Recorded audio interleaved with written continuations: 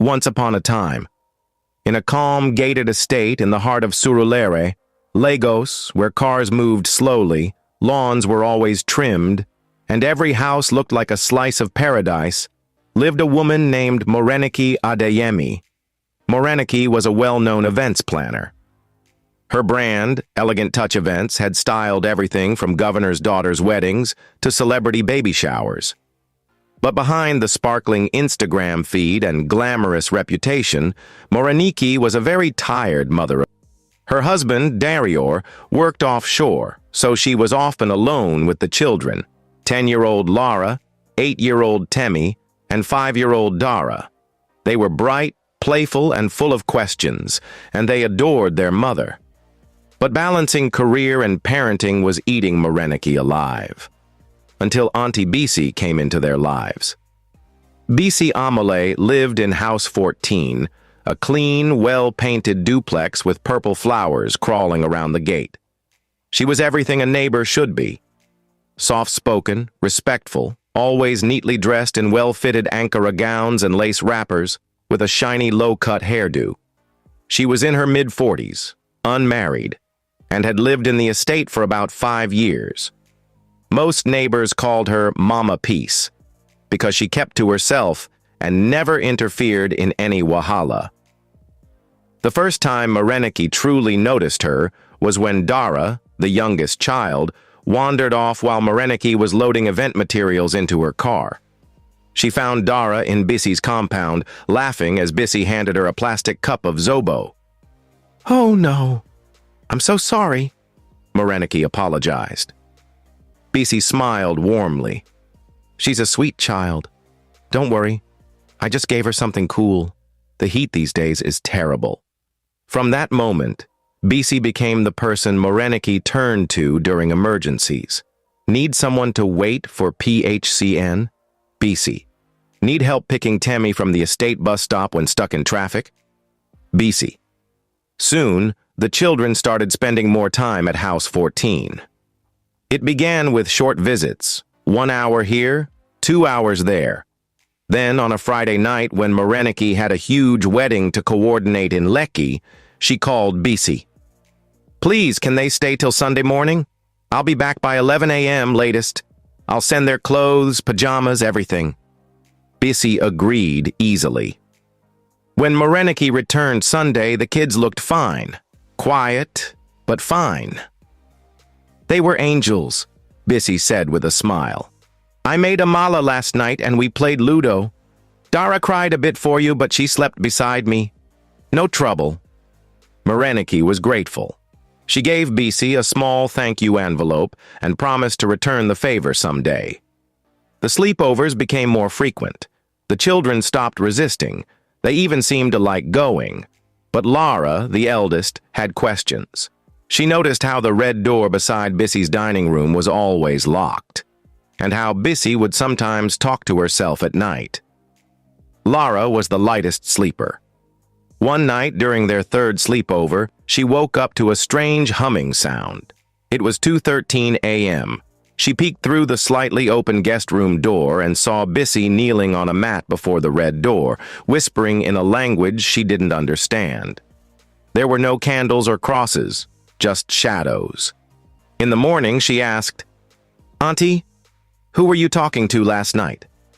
Bisi didn't smile. "Nobody. You must have been dreaming." But that same night, Temi woke up screaming, "I saw her! I saw her crawling on the ceiling!" Bisi came running in, hugging him tightly. "Bad dream, my darling. Just a dream." But Lara was no longer comfortable.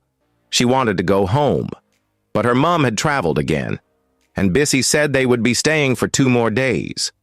By now, the red door had become a quiet obsession. "Why is it always locked?" Lara asked Temi. "I think it's her shrine," he whispered. "No, it's where she keeps the pictures," Dara said. "I saw one in her hand. She had a picture of us." Lara blinked. "Are you sure?" "Yes." She was looking at it when she thought I was sleeping. That evening, when Bisi stepped out to buy tomatoes, Lara crept to the red door. She turned the knob. It was locked. But she noticed something odd. The key was still inside the keyhole, on the inside. "Next time," she whispered to herself, "I'll get in." The next time Moreniki returned from a trip, Lara waited until Temi and Dara were asleep before whispering to her mother. "Mummy, Auntie Bisi has a red door in her house. She prays there at night. It's not like church prayer, it's strange." Moreniki chuckled softly. "Lara, you watch too many scary movies. Leave Auntie Bisi alone. She's been so helpful to us. Please don't start." "But Mummy, she is not your mate. Don't talk about elders like that again." Lara sighed. She wanted to say more, but her mother was already tired and half asleep. That night, a text message buzzed on the estate group chat. "Good evening. Please, has anyone seen my son, Joshua? He hasn't come back from his friend's house since 6 p.m. I've called his phone. It's ringing, but he's not answering. Please, help me ask your children. I'm panicking." The chat blew up. Parents began calling one another. The estate security team searched the playground, the small bush behind the football field, the corner store. Joshua wasn't found until 2:47 a.m. He was standing in the middle of the road, barefoot, shaking violently. When his mother rushed to hold him, he screamed and collapsed. He had no memory of what happened. No one thought of Auntie Bisi, but Bisi that same morning was seen sweeping her compound, singing softly as if nothing had happened. The next week passed in eerie calm. Joshua's strange disappearance and return had shaken the estate, but with no explanation, it became just another confusing mystery. His mother had taken him to 2 hospitals. Both doctors said the same thing. The boy suffered prolonged exposure to cold. His organs nearly shut down from internal freezing. He was lucky to survive. Freezing? In Lagos? The estate buzzed with theories. Perhaps he had fallen into a refrigerated truck. Maybe someone pranked him. Maybe. But nothing made sense. Auntie Bisi was at the front of every search. She joined prayer groups, offered Zobo to the grieving mother. She even suggested a neighborhood meeting to discuss security upgrades. No one suspected her, and why would they? Her house was always clean, her face always kind. But inside that red door room, there were 2 large commercial deep freezers. On a Thursday night, just as Moreniki returned from a late event, Lara came to her room with swollen eyes. "Mummy, I can't sleep again in Auntie Bisi's house." "Why?" "She walks around at night. I hear dragging sounds. I hear whispers. I think she takes children into that red room." Moreniki sighed. "Lara, listen to me. I know you're scared. But let's not create fear where there's none. Maybe it's rats or something. This estate is safe. We are blessed. Don't let your imagination get the best of you." Lara wanted to scream, but she didn't. She turned and walked away.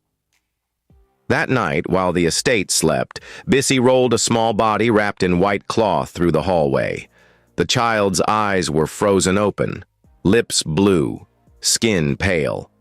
She placed him into the freezer, gently, respectfully, like a midwife returning a baby to its maker. She whispered, "It's not your fault. It's your mother's. She left you with me, just like they left mine." Years ago, in the city of Ibadan, Bisi had lived in another beautiful estate. She had been married once briefly, but her husband left after 7 years of childlessness. The shame nearly killed her. So when she finally had a baby boy, Kamsi, her life felt complete. One afternoon, she asked her playful neighbor to help watch him while she dashed to buy soup ingredients. "He's just crawling," she said. "I'll be back in 30 minutes. The neighbor agreed. But when Bisi returned 20 minutes later and asked for her child, the neighbor stuttered, panicked, and then they heard it, a faint cry. From the deep freezer, they pulled him out, but the cold had already swallowed his little lungs. He died on the way to the hospital. The neighbor was jailed, but Bisi lost her soul that day. That's when she made a vow. Since you froze mine, I'll freeze yours. Since you gave me grief, I'll become your grief. No child left in my care will leave untouched." And so she began. Quietly, carefully, in estates across different cities, until she moved to Surulere. 2 weekends later, a child named Eniola came over to visit her cousin in House 7. The cousin's parents were hosting a birthday party. Balloons, jollof rice, loud music. Around 5 p.m., Eniola needed to use the toilet. The queue was long, so she stepped out and wandered. That's when Bissy called her. "My dear, there's a guest toilet in my house, come." Eniola followed. She never came back. Again, the estate spiraled into panic. And again, it was Bissy who suggested printing flyers, offered her printer, made phone calls, prayed. By morning, Eniola's body was found in a shallow gutter 2 streets away. Still frozen. Still no answers. The doctors were shocked. "Impossible," one muttered. "This kind of internal temperature drop is unnatural in this climate." Police came, interviewed everyone. Bissy wore a black scarf and cried louder than the bereaved. Laura knew. She didn't know how. But her bones knew. And yet, the red door stayed locked. Each time she tried to touch the handle, something made her stop. A cold breeze, a whisper, a smell. She once left a tiny rubber ball at the foot of the door before bed. By morning, it was gone. She told Temmie, told Dara, but they didn't understand. They were too young. One evening, Lara stood by the window and watched Bissy hang wet clothes. One white cloth caught her eye. It was small, like a child's wrapper, but stained faintly red. She blinked. It was gone. It was a radiant Sunday morning. The estate's children's choir had been invited to minister at a nearby church, and Mareniki, finally free from a weekend booking, was at home helping Lara dress for the performance. Temmie and Dara were staying back home with Auntie Bissy, just for a few hours. "I'll come back soon," Lara whispered to them. "You're lucky," Temmie said. "You'll miss Auntie Bissy's raw pap." Lara didn't laugh. Her mind was already tense. While the choir rehearsed in the church hall, a 6-year-old named Blessing stepped outside to use the toilet. The church toilet had a broken lock, so Blessing decided to wait. But someone was waiting too. Bissy had come to church. No one noticed her slip out. No one saw her walk toward Blessing. She returned to the main church 30 minutes later, sitting in the last row, humming softly during offering. The service ended, but Blessing's mother couldn't find her. It became chaos. Again, flyers, calls, police. The next morning, Blessing's body was discovered near the canal bridge. Frozen, same pattern, same mystery, no fingerprints, no leads. And again, Bissy wept in public and smiled in silence. Lara began writing everything she saw. She kept the diary under her mattress. She titled it, "The Red Door." April 3rd. I saw Auntie Bissy drag a black bag at night. The wheels made a sound like crying. April 9th. Auntie Bissy's lights were off, but I heard a child humming inside her house. April 14th. The red door was open just a crack. I saw white mist coming from the room. She drew sketches, made maps, marked dates of missing children. She told her best friend Fiyin at school. "You think she's doing something?" "I know it," Lara said. "I just don't know how to prove it." They made a pact to stay alert. But Lara was always alone with the truth. One night, while Mareniki was preparing a proposal in her room, Temmie and Dara played in the sitting room. Bissy had come to drop off a bowl of jollof rice for the kids. "Eat, my darlings," she said sweetly. But Lara stared at the food. She didn't touch it. Dara picked up her spoon but paused. "It smells like the last one, remember? The one Mummy said tasted funny." Temmie nodded slowly. "Let's not eat." Later that night, Bissy knocked softly at their door. "Is everyone okay?" Mareniki opened. "Yes, thank you so much, Auntie." "I thought I heard coughing." You know, this weather, children can catch things easily. Lara stepped into the hallway just in time to see Bissy's shadow retreat. Her eyes lingered too long on Dara. That night, Lara didn't sleep. She lay awake, gripping her pen and diary like a sword. A new neighbor, Mrs. Chisholm, had moved into House 11 with her 8-year-old daughter, Adaise. Adaise was shy but curious. She liked to visit neighbors and ask questions. On a sunny Saturday, she knocked on Bissy's gate to admire her purple flowers. Bissy welcomed her in. "Come in, my dear. I have sugar cane." Adaise never came out. Around 9 p.m., a woman's scream echoed across the estate. Mrs. Chisholm had found Adaise's shoe by the drain, just one. The search resumed. Police came, again, and again Bissy was there, helping, weeping, pretending.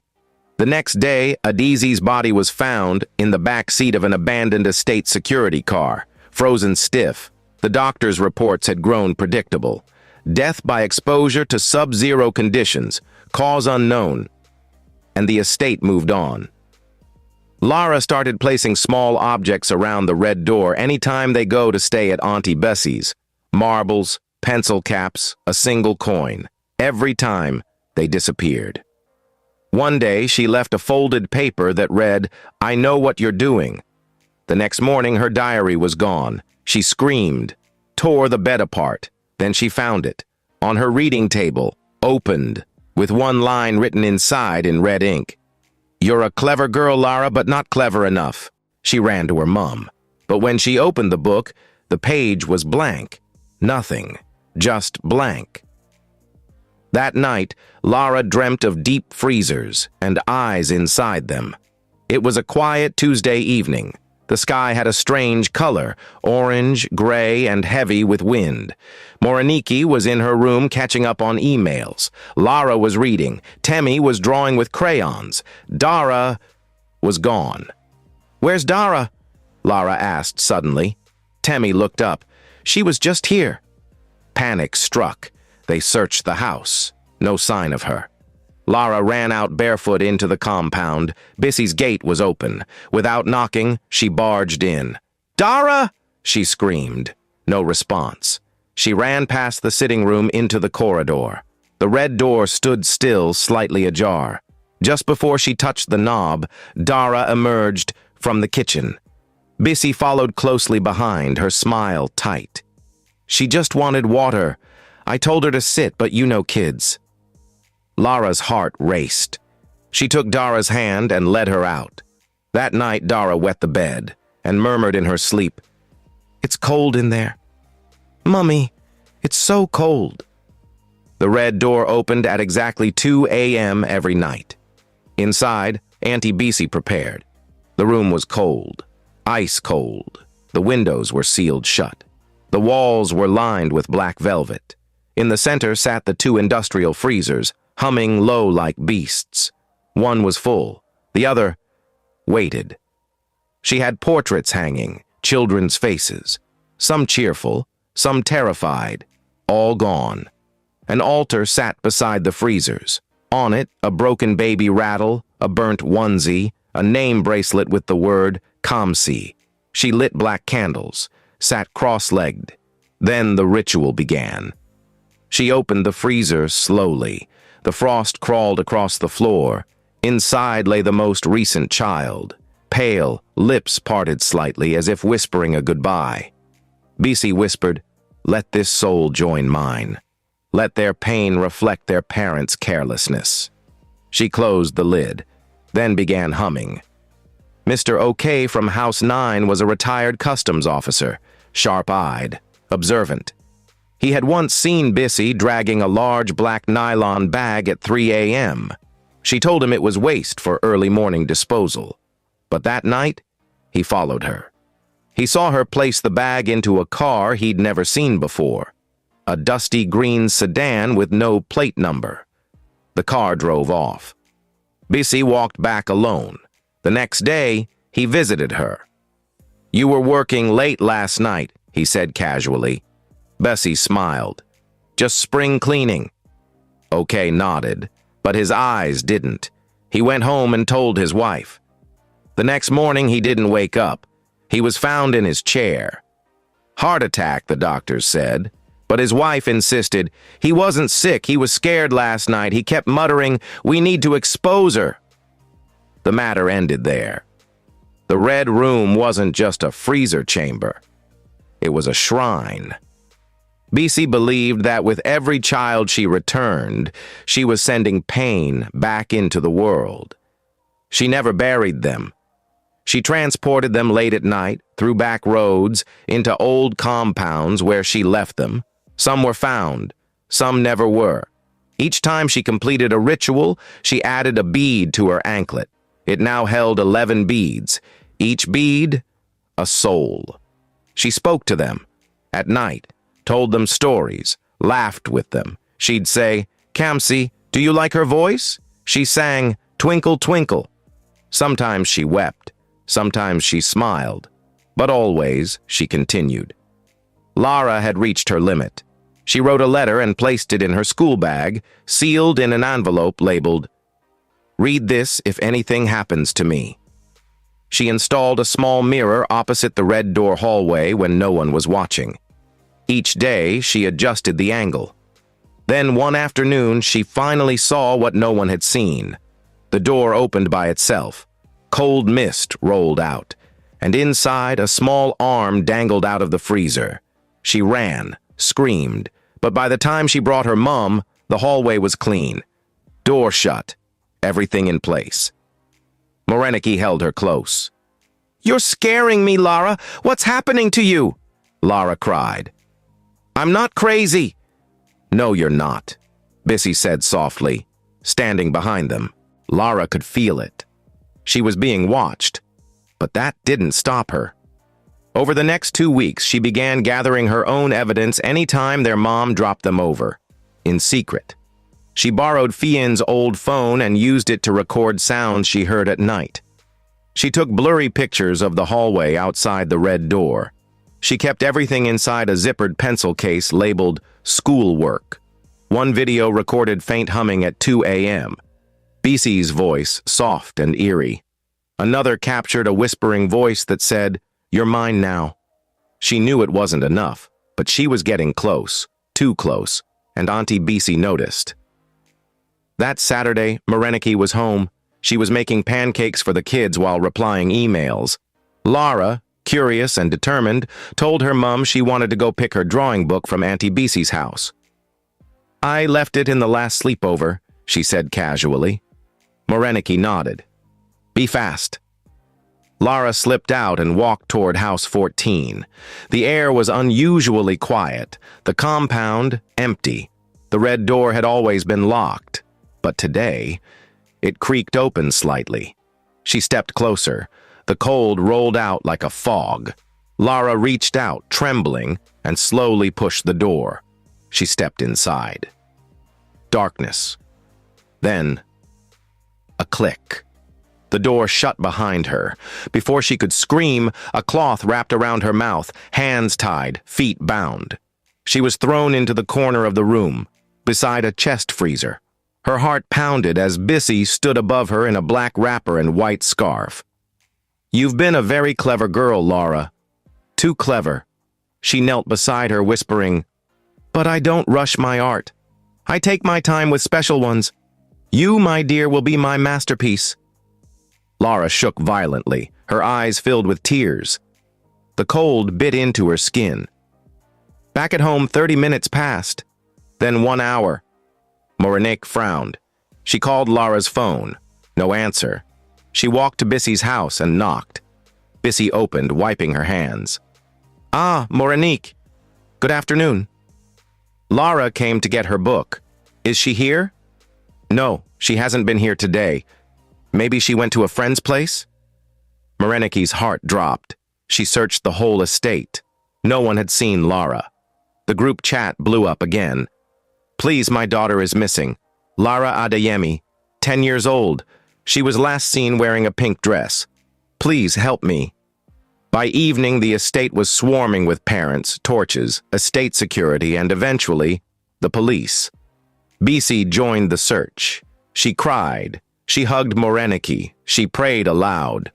All while Lara lay freezing in the red room, her mouth tied, her legs numb, her tears soaking the rags stuffed into her mouth. That night, Moreniki couldn't sleep. She sat on her bed, shaking. Temmie walked into her room. "Mummy, remember Lara used to talk about Auntie Bisi's red door?" Moreniki blinked. Something clicked. The red door. The dragging sounds. The diary Lara once showed her. She stood up slowly. She picked up her phone and scrolled through Lara's old messages. One stood out. "Mummy, I think something bad happens behind that red door." She gasped, but she didn't want to believe it. Not Bessie. Not sweet, kind, helpful Bessie. The next morning, she was called in to give a statement. The police asked standard questions. Where was she? What was Lara wearing? Who was the last adult to see her? She answered everything. When the officer asked, "Do you have any suspicions?" she hesitated. I don't know. Maybe I'm overthinking it. But Lara always mentioned a locked red door at a neighbor's house. Auntie Bisi's. But it's probably nothing. The officer, Inspector Abayomi, didn't say a word, but he wrote it down. He stared at the name, Bisi Amole. He circled it. After the appointment, Moreniki had to pick something from home before returning to the station.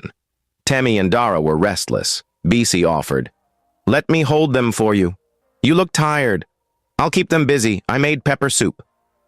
Moreniki hesitated, but nodded. As she dropped the children at Bisi's, she heard something. A faint sound. A voice. Me. She paused. "What's wrong?" Bisi asked quickly. Moreniki shook her head. "Nothing. I thought I heard something." Then her eyes fell on the red door. She froze. She remembered everything Lara had said. The dragging, the midnight noise, the red door. "Is that your prayer room?" she asked slowly. Bisi smiled tightly. "Yes, I don't let anyone in. Just a personal covenant space." Moreniki nodded, but as she drove to the station, she couldn't get the red door or that muffled voice out of her head. Inspector Abayomi was not like other officers. In his 15 years of service, he had learned that evil rarely wears a scary face. Sometimes it wears makeup. Sometimes it serves pepper soup. The moment Moreniki mentioned the red door and the name Bisi Amole, he felt a chill. Back at the station, he ran a quiet check through the database, and there it was. One unresolved case from Ibadan. Child died in a freezer. Bisi Amole was the mother, neighbor arrested. But after the trial, Bisi disappeared. No forwarding address, no trace. Until now. He didn't say a word to his team. He needed to be sure. He needed a plan. Inside the red room, Lara was fading. Her fingers were numb, her lips cracked.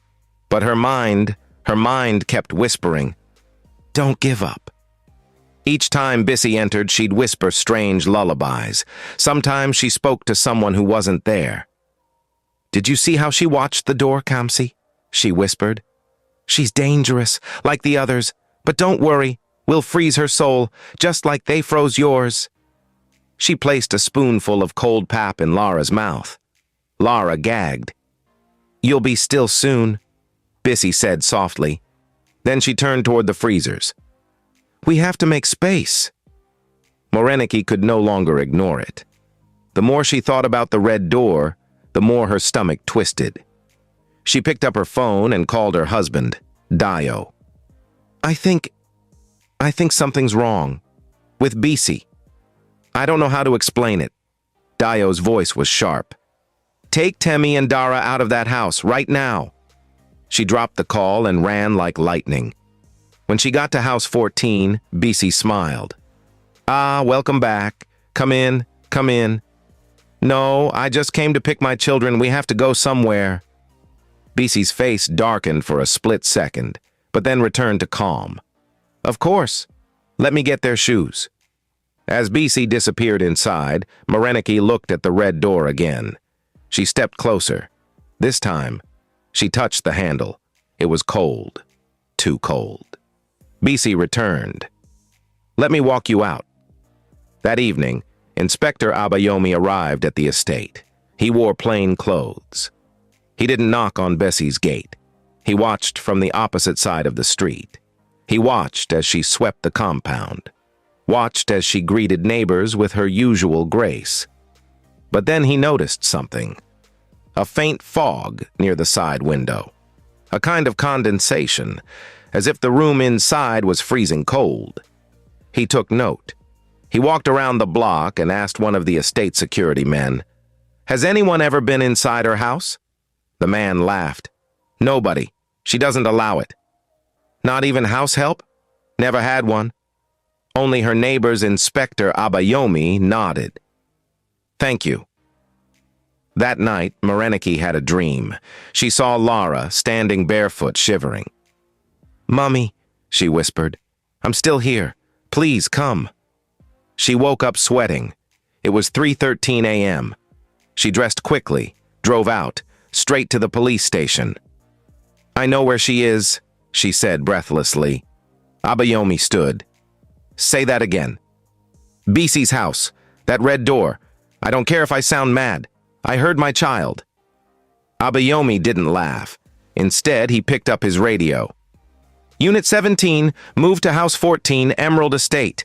We may have a live case." By 4:15 a.m., 4 officers and Abayomi stood silently at Bisi's gate.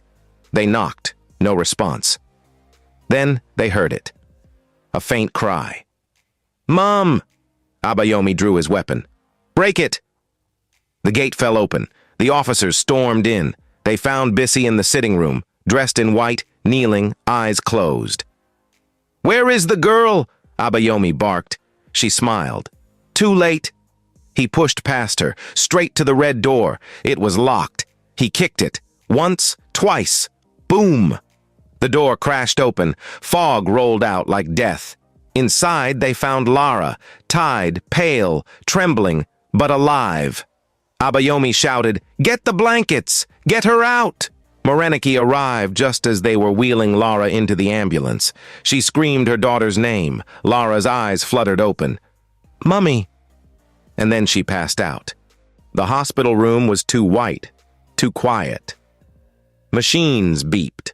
Drapes whispered in the wind. But Lara didn't move. She lay in bed, her skin ghost pale, her lips bruised. Moreniki sat beside her, holding her hand, whispering apologies that came out broken. "I'm sorry, baby. I'm so sorry I didn't listen to you." Temi and Dara came in briefly with Dio, who had flown in immediately after hearing the news. But they couldn't stay long. The doctor said Lara needed silence, warmth, and time. Outside the room, reporters camped by the gates. Police officers guarded every entrance. Inside the ward, Lara opened her eyes and whispered one word: cold. The next morning, the news broke. Woman runs secret freezer chamber in Lagos Estate. Child survives horror room. Emerald Estate was in shock. Children cried in their beds. Mothers held them tighter. Fathers canceled business trips. No one could believe it. Auntie Bisi, the woman who shared corn and offered Zobo drink, who led estate morning walks, who helped with emergency pickups. The very same woman had 12 photo frames of missing children hidden inside her freezer room. They kept her in solitary confinement. She hadn't said a word since her arrest. But on the third night, when a female officer brought her food, Bisi suddenly stood up. She looked straight at the officer and asked, "Do you know what it feels like to lose your only child in a freezer?" The officer blinked. Bisi began to cry. "I begged her to watch him. I just went to buy pepper. 15 minutes, that's all." 15. Her voice broke. She said she was punishing him for crying. So she put him inside. She fell to her knees. He froze to death. My only child, my miracle. Then her voice dropped, cold, empty. So I made a vow. If the world freezes my soul, I will freeze its children. The trial was swift. Mothers from 4 different states came forward. One recognized the bracelet from her missing son's photo. Another recognized a school uniform. Another remembered her child saying, "A nice auntie gave me sweet." 12 children, only 4 identified. The rest, unclaimed, unnamed, lost. The judge asked Bissy if she had anything to say.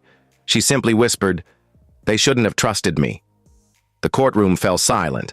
Then the sentence came, life imprisonment, without parole. The mothers wept. Even the lawyers cried. Reporters couldn't speak. Outside, people lit candles. A wall of photos was built in front of House 14. Parents came from other estates, other cities, to cry, to mourn, to honor the children. 1 month later, Lara returned home. She walked slowly, didn't speak for days. Then, one night, she knocked on her mother's door. Morenike opened. Lara handed her the old diary, now filled with drawings, maps, and names. "I wasn't trying to be rude," she said. "I was trying to save someone." Morenike broke down in tears, pulling her daughter into her chest. "I'm so sorry. I should have believed you." Lara nodded. Then she whispered, "Can we lock our door now?" Emerald Estate changed forever. Children were never left alone again. Every house now had surveillance. Every parent now listened. Every red door now raised questions. Lara became a quiet hero. And Morenike, she quit her job, started a foundation. The Lara Voice Foundation, teaching parents to listen. The red door was sealed. The house was sold. But no one moved in. Some say at night you can still hear whispers from behind it. But one thing was sure, no one ever left their children with the neighbor again. And that was the haunting story of Lara, the red door, and the neighbor no one suspected. Sometimes the biggest danger isn't the stranger on the street. It's the trusted face next door. Sometimes children do know more than we think. Sometimes they're not talking too much. They're trying to save themselves. In this story, a little girl fought with her voice, her pen, her courage, and her silence to stay alive. She tried to warn her mother. She tried to escape. She tried to be heard. And today, Lara lives. But many others didn't. So, what's the lesson here? Listen to your children. Ask questions when something doesn't feel right. Trust your instincts, not just a person's appearance. Because behind that smile could be a red door you'll never forget. If this story moved you, if it made your heart race, if it made you cry or think differently about who watches your kids, then don't just scroll away. Tell us in the comments, have you ever ignored a child's warning before? What do you think about neighbors watching children today? And most importantly, do you believe this could happen in real life? Let's talk about it below. And don't forget, if you enjoyed this story, we have many more powerful tales just like this. Watch our recent upload next. It could save a life.